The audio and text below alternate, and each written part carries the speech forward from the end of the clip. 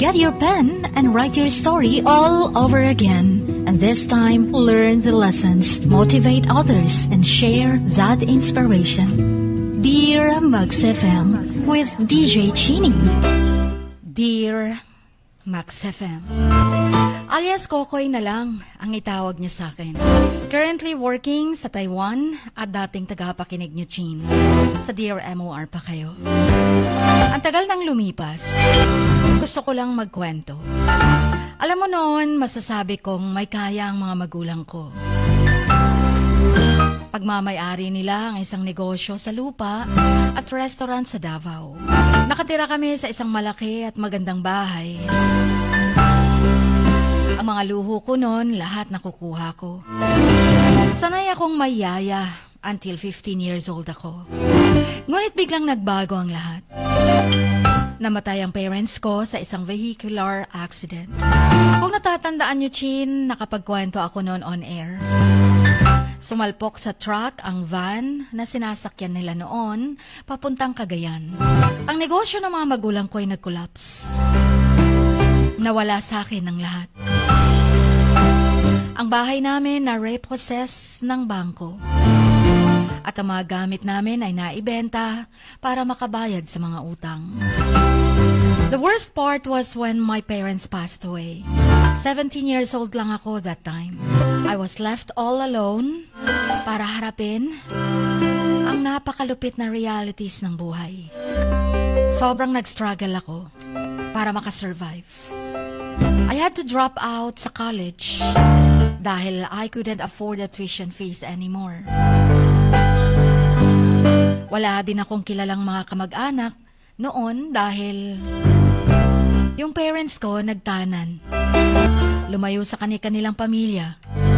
Then ako ang naging bunga ng pagtatanan nila. Kaya nung nawala sila, pakiramdam ko, nag-iisa na ako sa mundo. Naging ulilang lubos na ako at walang pamilyang pwedeng mag-aruga. Buti na lang mag-18 years old na rin naman ako noon. So pwede nang magtrabaho. Pero bago pa ako nakapagtrabaho, Chin, I remember sleeping on the streets. Ilang gabing yun. Ilang gabing nauulanan, nalalamigan, nilalamok. Ni hindi alam kung makakain ako kinabukasan. Kailangan kong maghalungkat ng mga basura, magbenta ng basura, at ang kakarampot na barya, yun ang tangi kong pang-survive sa buong maghapon. It was a very difficult time for me, and I thought that my life was over. Ngunit habang tumatagal, na-realize ko na ang pera, hindi pala yun ang everything. Nagsimula akong magtrabaho sa mga maliliit na karinderya para makakain, makapagbayad sa mga gastusin ko. Naging waiter ako sa isang restaurant, naging janitor ako sa isang opisina. Yes, Chin, ang dating pampered, spoiled, nakaisa-isahang anak, sanay sa luho sa buhay. That time ay naghihirap. Ang hirap ng buhay ko nun. Hindi lang ako nagtatrabaho sa iisang lugar. Trabaho dito, sideline doon, kargador dito, sa palengke at sa isdaan.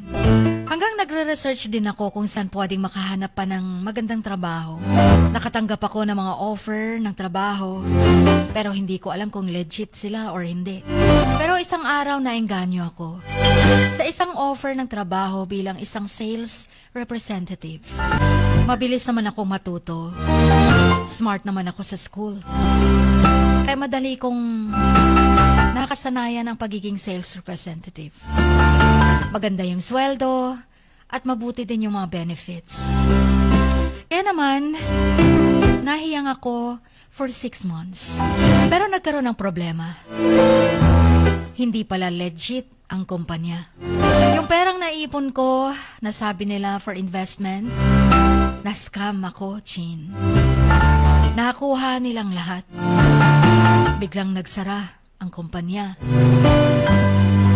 Pagpasok ko sa umaga, nakapadlock na Sobrang daming mga tao nun. Binabato. Pero walang tao. Nalungkot ako kasi hindi ko alam kung paano ako makakabawi.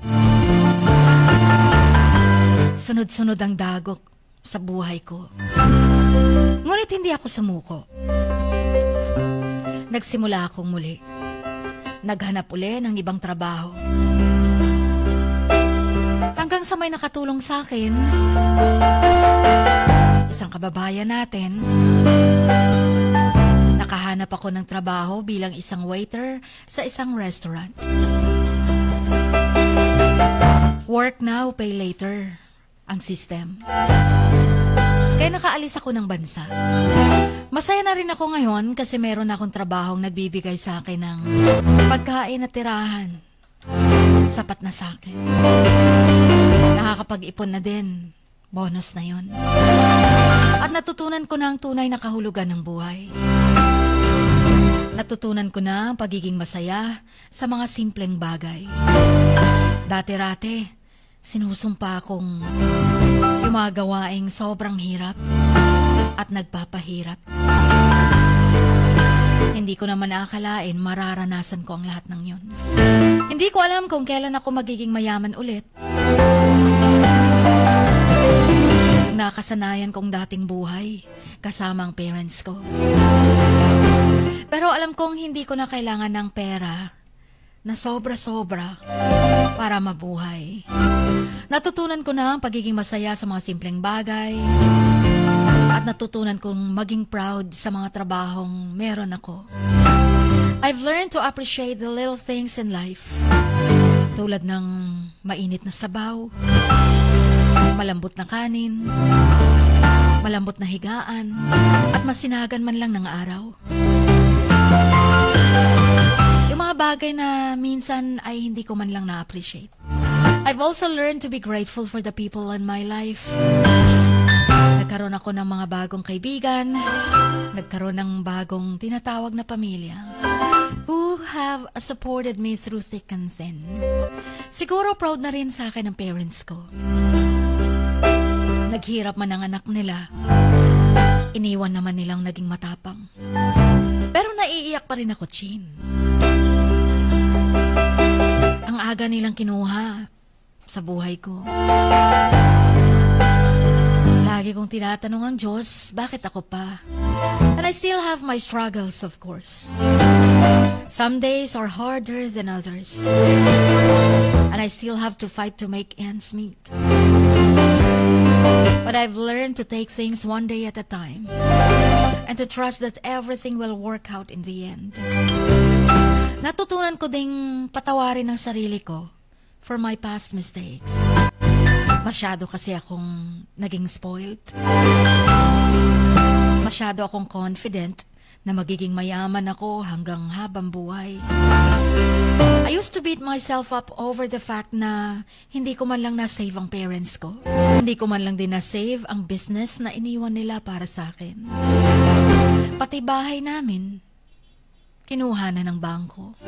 Nagsisisi din ako na hindi ko inayos ang pag-aaral ko. But I've come to realize that I did the best I could with what I had. And that's all anyone can ask for. Pero ngayon, masaya na rin naman ako. Mga simpleng bagay na nasa paligid ko, lahat na-appreciate ko.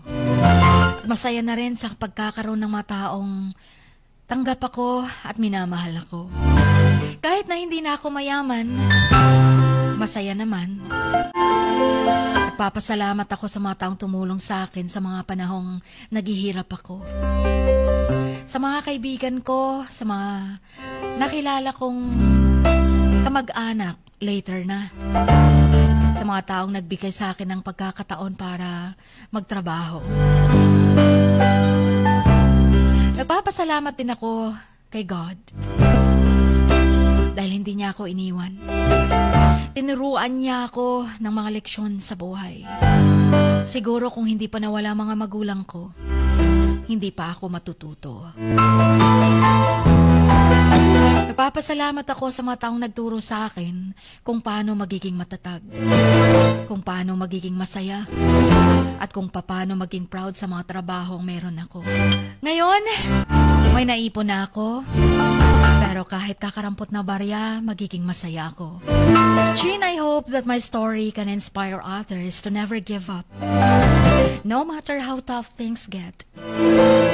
Life may knock you down, but it's how you respond that really matters. You can choose to let your circumstances define you, or you can choose to rise above them and create a better life for yourself. Hanggang dito na lamang. Hanggang sa muli, magsusulat muli ako. Ang inyong Kamax. Always. Kokoy.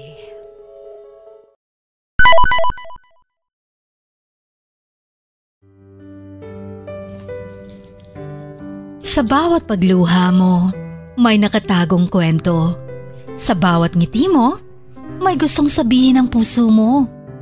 At sa likod ng iyong halakak at maging sa pagkabiko mo, may mensaheng nakabalot sa iyong pagkatao. At ang tanging nais mo lamang ay mapakinggan ang mga ito ng buong mundo. Dear Max FM with DJ Chini. Life has got all those twists and turns. Stand up for what you believe in. What lies behind you and what lies in front of you pales in comparison to what lies inside of you. Dear Max FM with DJ Chini. Sabi nga nila, ang pagsusulat kapag masyado mong diniinan hanggang sa susunod na pahina ay nagmamarka. Katulad ng pagmamahal, kapag masyado mong ibinigay ang lahat, yung sakit na gawa ng nakaraan, dala pa rin hanggang kasalukuyan. Dear Max FM, you own your story and you are the author of your own book of life. Don't let others write your script, but let others hear your story and make them inspired. Kaya sumulat na, maging bahagi ng aming programa. Dear Max FM with DJ Chini tuwing Lunes hanggang Biyernes, 1:00 hanggang 3:00 ng hapon sa Max News FM, Sock Sargent. Love, life, and lessons from the past. Only at Dear Max FM with DJ Chini.